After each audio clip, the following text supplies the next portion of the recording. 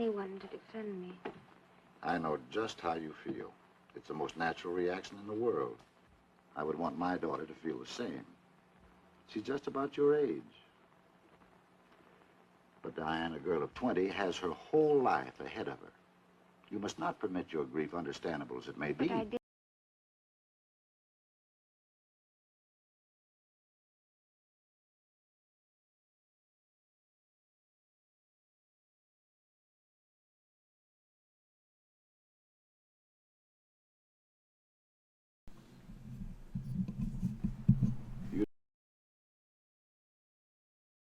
I know what I'm saying. Sure. But the doctor doesn't want you to make any attorney to question you yet. Frank is innocent.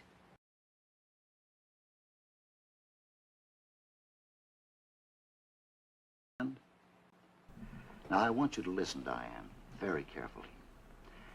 Everything the district attorney has, all the evidence, links you and Frank together. The motive, the means, the opportunity. It wouldn't do either one of you any good to shoulder the blame or to pass it on. It would only convince a jury you're both lying, both guilty. But I'm telling the truth. The truth is, if you quit, he's through too. But if you want to fight, he has a chance. I think a pretty good chance.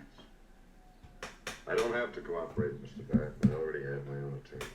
You'll keep your own lawyer. Mr. Lewis is not going to leave the case. Of course not. But I don't think we should disregard Mr. Barrett's offer. To be very blunt, Mr. Jessup, I'm not particularly interested in saving your neck. My only concern is with my client, Diane Tremaine. Yeah, that's what I figured. But the point is, you have a much better chance together than separately. And the evidence actually points much more to you than it does to her. The fact that an automobile was involved. If she thinks she can get away with that, she's lost her mind. No one's trying to get away with anything. But in cases like this, you can't overlook the personal equation. She'll get a lot of sympathy. A pretty girl deeply devoted to her father. On the best of terms with a stepmother who was a kind and generous woman, as you well know. Or do I? The family lawyer told me she was planning to set you up in a garage business.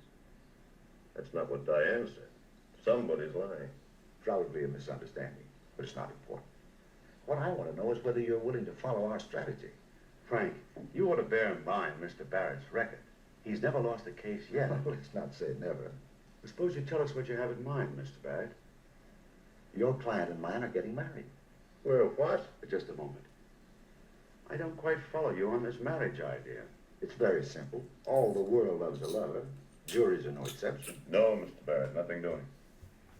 The DA is going to make a lot of that suitcase in his room. He'll accuse them of having an affair. We'll make a virtue of it. Certainly they were lovers, and not ashamed to admit it. But a tragic accident and the intervention of the police prevented their elopement.